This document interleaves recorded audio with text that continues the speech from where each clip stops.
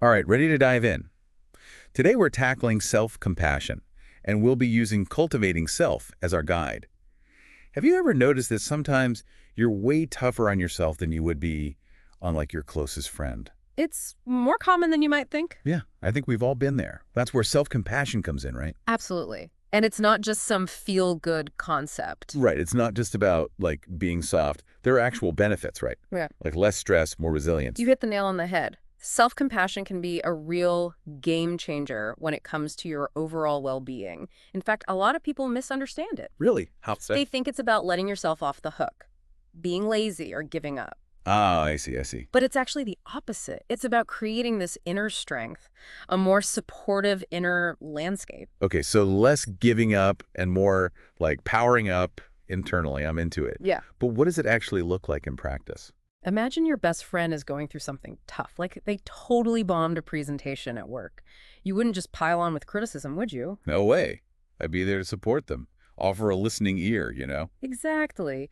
Self-compassion is about giving yourself that same kindness and understanding. So it's about being your own best friend. Precisely. And cultivating self breaks it down into three key components: kindness over criticism, mindfulness, and common humanity. Okay, those sound promising, but what do they actually mean, those three things? Well, let's stick with the presentation example. Your inner critic might be screaming, "I'm so incompetent, I'm never getting promoted." Oh, been there.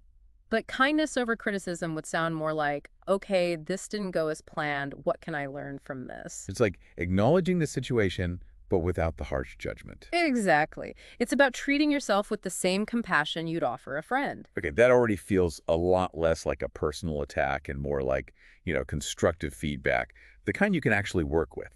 Right. And that's where mindfulness comes in. Oh, yeah. Mindfulness, that seems to be everywhere these days. What role does it play in self-compassion? Think of mindfulness as that pause button between the triggering event, the presentation flop, and your reaction to it. This is instead of spiraling. You notice those self-critical thoughts, you see them, but you don't get swept away. Okay. It's like watching clouds drift by. Oh, I like that. They're there, but they don't define the whole sky. Makes sense. And what was the third one?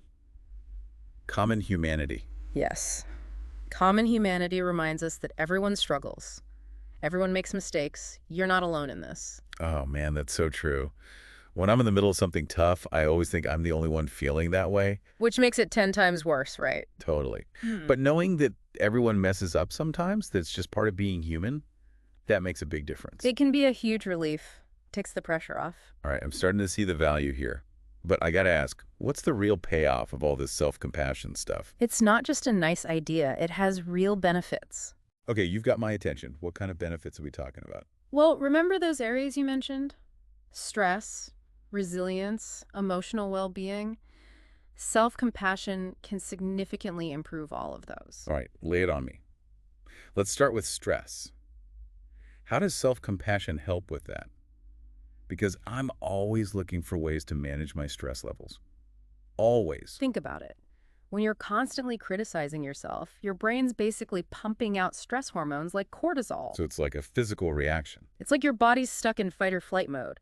But research shows self-compassion actually helps lower those cortisol levels. So my mind chills out and then my body follows. It's like hitting the reset button, helping your body and mind relax. That's amazing. I'm all about hitting that reset button. Okay, so less stress.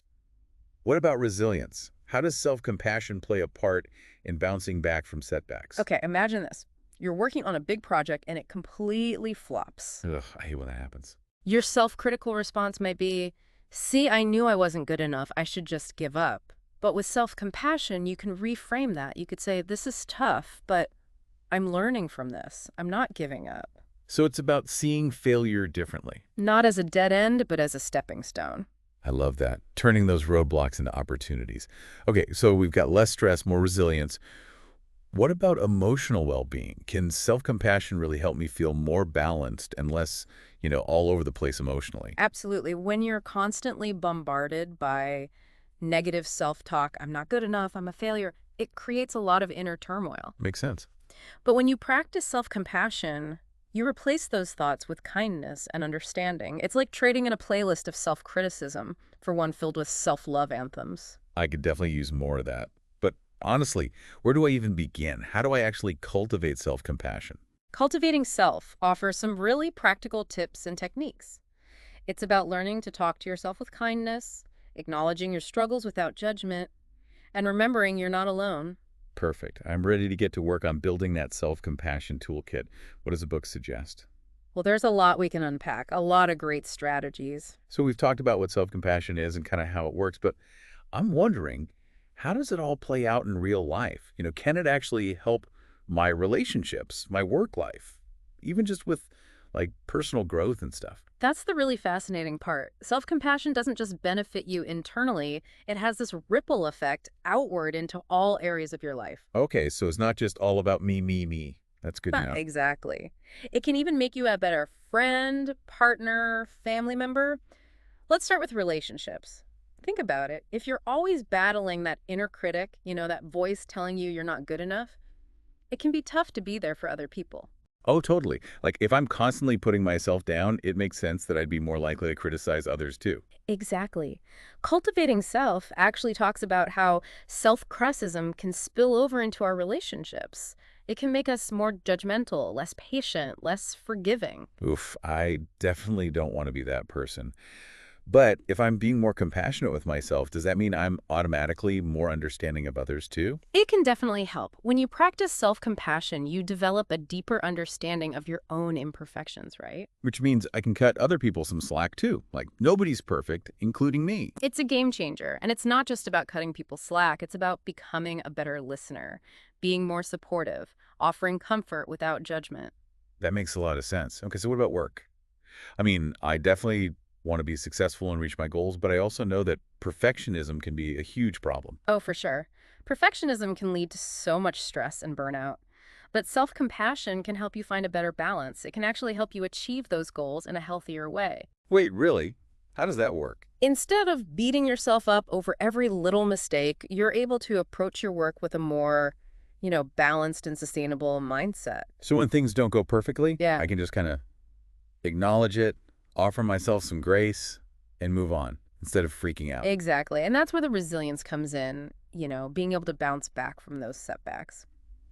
Cultivating self actually highlights this. You know how this shift in perspective, that shift to self-compassion, can help you stay motivated even when things get tough.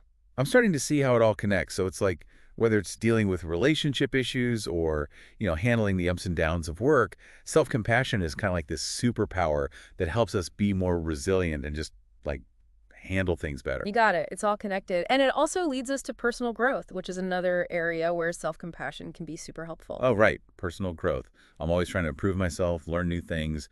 How does self-compassion fit into that? Well, when you're self-compassionate, you're less afraid of failing. Which makes you more likely to try new things. Right, exactly. Stepping out of that comfort zone. It's not about lowering your standards. It's about creating a supportive inner environment where you feel safe to explore and experiment and even, make mistakes along the way. Think about it. When you're constantly afraid of failing, you're way more likely to play it safe. Oh, I've totally been there. Letting fear hold me back from trying new things. But if you can shift your mindset, embrace those challenges as opportunities for growth, it opens up so many possibilities. That's so true. It's like, what do I have to lose? Okay, so we've covered relationships, work, and personal growth. It's amazing to see how self-compassion can impact so many different areas of life. It's like it really can transform us from the inside out. And that's the beauty of it. It's a ripple effect. When you cultivate that kindness and compassion for yourself, it naturally flows outward into everything you do and everyone you interact with. So I'm ready to start putting all of this into practice. We touched on some of those practical techniques from cultivating self earlier. Yeah, like that self-compassion break. Yeah, but now I'm even more curious to explore the how-to. Perfect. There are a lot of great exercises we can unpack. Remember, it's like any skill, practice makes progress. All right, so I'm ready to actually try some of this stuff out. We talked about a few exercises from cultivating self. Which ones do you think pack the biggest punch? The ones people should really focus on. There are so many good ones, but I'd say let's start with the self-compassion break. Okay, self-compassion break. I like the name already. It sounds like exactly what I need when things are just like too wide. Yeah. How does it work? It's actually pretty simple. When you notice you're struggling, feeling overwhelmed or stressed, just take a moment to pause, close your eyes if you can, Okay, closing my eyes, got it. and then just take a few deep breaths. Okay, deep breaths. Already, just by focusing on your breath, you're starting to shift your attention away from all those thoughts that are racing around. Yeah, I can see that. And then you just acknowledge what you're feeling. Just name it. You might say to yourself, this is really hard right now, or wow, I'm feeling super stressed. I feel like even just saying that out loud can make a difference. It can. It's like you're validating your own experience. And then comes the self-compassion part. You remind yourself that, hey, you're not alone in this. You could say, everyone feels this way sometimes, or it's okay to struggle, everyone does. Yeah, that's a good reminder. And then finally, you just offer yourself some kindness, some support, like you would to a friend. You might say, may I be kind to myself right now, or I'm doing the best that I can, and that's enough. I love that. It's like a mini pep talk, but for yourself. Exactly. Yeah. And the more you do it, the more natural it becomes. It's like building a muscle. Another great exercise from the book is the journaling exercise. Have you ever tried journaling? Oh, yeah. It's one of my favorite ways to unwind. Just get everything out of my head and onto paper. Yeah. But I've never really thought about it as like a self-compassion tool. Well, this exercise is all about writing a letter to yourself. But here's the twist.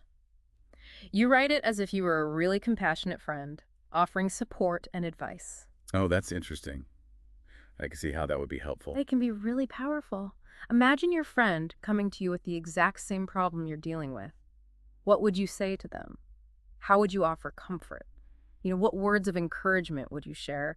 And then write all of that down, but address it to yourself. So it's like taking all that compassion I have for other people and turning it inwards. I like it. It's a great way to shift that inner dialogue. And then there's one more exercise that I wanted to touch on. It's called the mirror exercise. Have you heard of that one? Yeah. The mirror exercise. Isn't it where you look at yourself in the mirror and like say something nice to yourself? That's the one. It might sound a little cheesy, maybe even a little awkward at first, but it can be surprisingly effective. Really? Why is that? Well, think about it. When you look yourself in the eye and offer those words of kindness, you're directly challenging those negative self-perceptions. It's like making a promise to yourself, committing to treating yourself with more love and respect. I'm definitely going to give that one a try. It sounds like a good way to like seal the deal. Make that commitment to being kinder to myself. Exactly. It's a powerful way to boost self-acceptance. This has been amazing, really. We've learned so much about self-compassion, why it's important, and even some specific techniques to try out. I feel like I'm walking away with like a whole new understanding of what it means to be kind to myself. That's fantastic. And remember, it's a journey. Some days will be easier than others, but the more you practice, the more natural it will become, and the rewards are well worth the effort. So true. It's like anything worth having, you got to work for it, right? Eh. Before we wrap up, I want to leave our listeners with something to think about. What's one small act of self-compassion you can commit to today? It's a great question. And remember, even the smallest acts can make a big difference. Absolutely. So keep exploring, keep practicing, and most importantly, be kind to yourself. See you next time.